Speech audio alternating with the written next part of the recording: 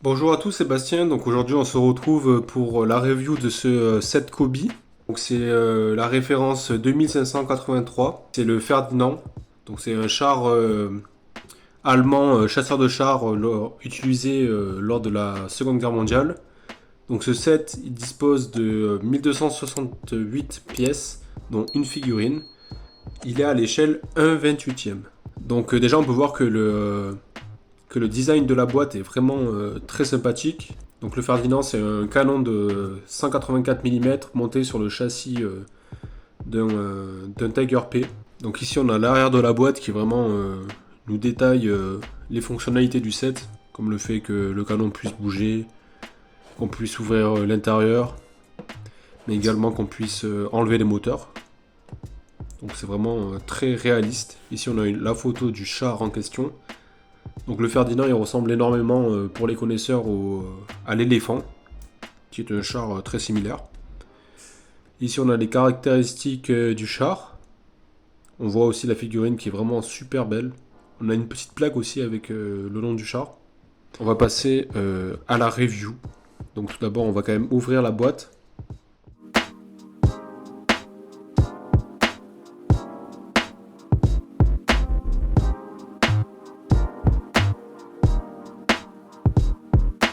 Donc on peut voir qu'on a 5 sachets de construction, plus une notice. Sur la notice, on peut voir qu'il y a 197 étapes de construction, ce qui est plutôt conséquent. Donc à présent, on se retrouve pour la construction du sachet numéro 1. Voilà l'ensemble des pièces du sachet numéro 1. Le sachet 1, il a permis donc de construire le châssis du char, comme on peut voir. Donc c'est quand même assez conséquent, il est assez gros. Là, ce sera la partie là où il y aura les moteurs qu'on pourra enlever. Et le tank sera vraiment imposant quand même. Donc ça, c'est toutes les pièces qu'on a après l'ouverture du sachet numéro 2. Donc on peut remarquer que c'est un sachet qui est tout aussi conséquent que le premier sachet. Voilà le résultat à la fin du sachet numéro 2. Donc le châssis est pratiquement terminé. Il reste plus qu'à mettre les chenilles. Donc c'est très bien réalisé, on reconnaît bien le châssis du Tigre P. Et donc ici voici toutes les pièces du sachet numéro 3. Donc un sachet qui est quand même moins fourni et qui va nous permettre de réaliser les chenilles ainsi que les moteurs du véhicule. Le sachet numéro 3 il a permis la réalisation des chenilles, mais également la construction du moteur. Maintenant on va passer au sachet numéro 4. Donc là on a toutes les pièces du sachet numéro 4. Et donc on peut constater que ce sont notamment des petites pièces qui sont présentes dans ce sachet. Et on peut voir également qu'il est quand même moins conséquent que le sachet précédent. Donc voilà la fin du sachet numéro 2. Donc on a réalisé l'intérieur. On peut voir que ici il y aura le canon. Donc ici c'est pour recharger. Bon, on verra ça plus en détail tout à l'heure. On peut voir également qu'il y a des obus. Et on a commencé à faire le blindage qui est autour. Il manque plus que le dernier sachet, donc le sachet numéro 5 pour cacher le moteur, pour faire le canon, la partie extérieure, et pour cacher le blindage au niveau du toit. Et donc on se retrouve tout de suite après l'ouverture du sachet numéro 5. Donc après ouverture du sachet numéro 5, voici toutes les pièces qu'on a pour la construction. Et donc on remarque que là le sachet est vraiment très petit, c'est vraiment pour les finitions du char, mais également pour la construction de la figurine. Donc voici l'assemblage final du Ferdinand. Donc on va passer tout de suite à la review. Donc pour les pièces de rechange, on a ces pièces là ici. Donc il y en a quelques-unes, donc c'est plutôt bon à prendre. Donc pour la figurine, on a un commandant de char. Donc c'est celle-ci, donc elle est vraiment très bien détaillée. Elle est vraiment bien faite. Donc en plus elle est munie d'une paire de jumelles et d'un casque. Donc c'est la seule figurine du set. En plus on a une petite plaque avec donc le nom du char. Donc avant la review, j'ai quand même précisé quelques petites particularités de ce char. Donc le Ferdinand, donc c'est un chasseur de chars lourd allemand, donc qui a été utilisé pendant la Seconde Guerre mondiale. Donc il a été développé sur le châssis du Tigre P. Et donc il a été principalement utilisé donc, lors de la bataille de Kursk, donc en 1943 contre les soviétiques. Donc pour ses caractéristiques plus techniques, c'est un chasseur de chars qui fait à peu près 65 tonnes, donc c'est plutôt conséquent. Il a un fort blindage, notamment frontal, allant jusqu'à 200 mm. Et pour le blindage latéral, c'est 80 mm. Donc son armement principal, donc son canon, c'est un canon de 88 mm. Donc il est extrêmement puissant, perforant et très efficace à de très longues distances. Pour la motorisation, donc il dispose de deux moteurs Maybach HL 120 TRM. Donc c'est des 12 cylindres et de 130 chevaux au total. Donc ça on le verra, on peut les retirer. Après donc sa vitesse max c'est 30 km/h sur route, donc il est plutôt lent. Il a une autonomie d'à peu près 150 km. L'équipage il est composé de 6 hommes et donc c'est pour ça que je trouve que c'est un peu dommage qu'il ait qu'une seule figurine, donc uniquement le commandant.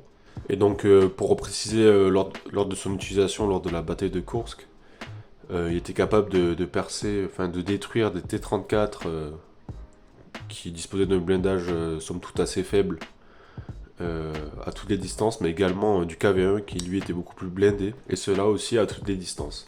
On va passer tout d'abord à la revue du char en voyant ses caractéristiques. Tout d'abord, on a différentes trappes qui peuvent s'ouvrir. On a cette trappe avant, mais également celle-ci de l'autre côté. On peut y placer bien évidemment notre figurine. Bon là j'ai le petit écouteur qui tombe, mais c'est pas grave. Comme ceci. Mais également de l'autre côté. On a aussi la trappe au-dessus du toit qui s'ouvre. Donc là j'ai pas très bien fixé le toit, excusez-moi, mais c'est pas grave. Donc on peut la mettre également à l'intérieur, comme ceci. Ensuite, pour les fonctionnalités, on peut soulever donc cette partie du toit. Et donc là, on a l'intérieur du char. On peut voir qu'il y a 8 obus de rangée, 4 de chaque côté. Donc ils sont rangés 2 par 2. On a également le canon qu'on peut faire bouger de l'intérieur, comme ceci. C'est assez fragile, le tout. On peut bien évidemment positionner la figurine à l'intérieur. Donc là, à une main, c'est assez compliqué de la fixer. Là, la figurine est fixée donc à l'intérieur. Donc là, c'est plutôt réaliste. Comme autre fonctionnalité, on a ici, je sais pas comment ça s'appelle, c'est pour lors du transport que le canon ne s'affaisse pas. Ça le tient, comme ceci. Ensuite, comme équipement, ce char, il a un marteau ici. Il a également 2 chenilles de rechange fixées ici. Si on retourne, si on regarde l'arrière, il a 2 chenilles de plus ici. Ah, j'avais oublié de dire, ici, il y a la trappe qui s'ouvre. Bon, c'est assez compliqué de l'ouvrir, du coup, je vais pas le faire. Il y a une petite antenne ici, une antenne devant aussi, que je n'ai pas montré. On a la clé pour activer le moteur. Donc ça, on va la garder. Comme détail, on a ici, ça a l'air d'être le pot d'échappement aussi. Là, ici, on a des tenons pour accrocher une chaîne, j'imagine. Donc maintenant, on va passer à la fonctionnalité la plus intéressante qu'on peut réaliser à l'aide de cette petite clé. Donc tout d'abord, il faut démonter le canon. Tac, ça s'enlève comme ceci. Ici, il faut retirer la partie, c'est assez fragile. Il faut retirer cette partie pour accéder au moteur. Donc ces 2 moteurs qu'on peut voir comme ceci. Et donc là, à l'aide de la clé, on peut la fixer. Je ne sais pas si vous voyez bien ici. Comme ceci. Donc là, c'est fixé. Et là maintenant, si on tire... Ah oui, avant, il faut enlever cette partie-là. Ah mince, j'ai voulu aller trop vite. Voilà, on enlève cette partie-là tout d'abord du moteur et donc après normalement on fixe ce que j'ai fait en premier comme ceci pour enlever hop le premier moteur et on peut enlever le deuxième.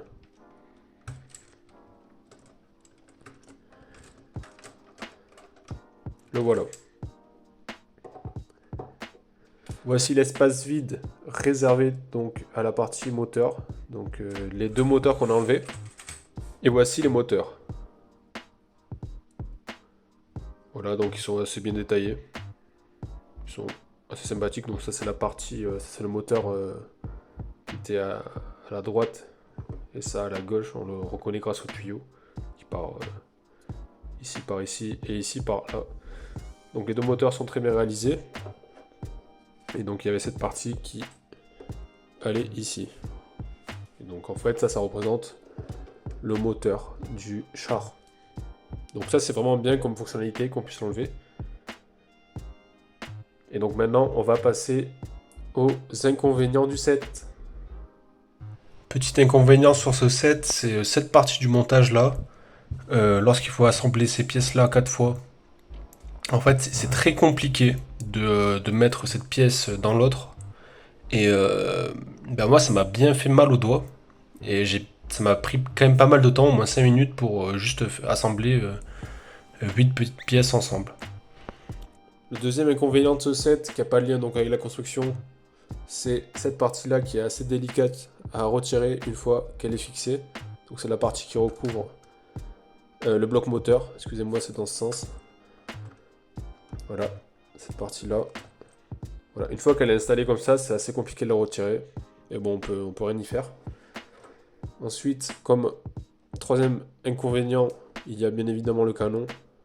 Donc, tout d'abord, il est assez fragile parce qu'il tient que par un petit tenon ridicule. Donc ça, c'est assez fragile. Et puis, au niveau du débattement latéral, il est quasiment inexistant. Et même le débattement de haut en bas n'est vraiment pas top. Donc ça, c'est vraiment un inconvénient de ce set, mais après je pense qu'il est présent parce que il y a la partie intérieure donc qui bouge en même temps. Et enfin, dernier inconvénient de ce set, donc c'est la partie du toit, la toiture, qui est un petit peu pénible à remettre. Donc voilà, là je pense que je l'avais mieux fixé que quand elle était mise tout à l'heure. Donc là ça bouge pas trop, mais parfois elle glisse un peu, ça c'est un peu dommage. Là elle a l'air d'être quand même assez bien fixée. Et ici, comme autre inconvénient, il y a la trappe extérieure, comme je l'ai mentionné tout à l'heure, qui est compliquée à ouvrir. Là je l'ai même pas mis forcé, mais croyez-moi, elle s'ouvre. Enfin, pour conclure sur une bonne note, on va voir quelques petits points positifs de ce set. Notamment donc le prix qui est de 90 € je crois chez Kobe. C'est un prix qui est assez cher, mais le set est vraiment ultra conséquent.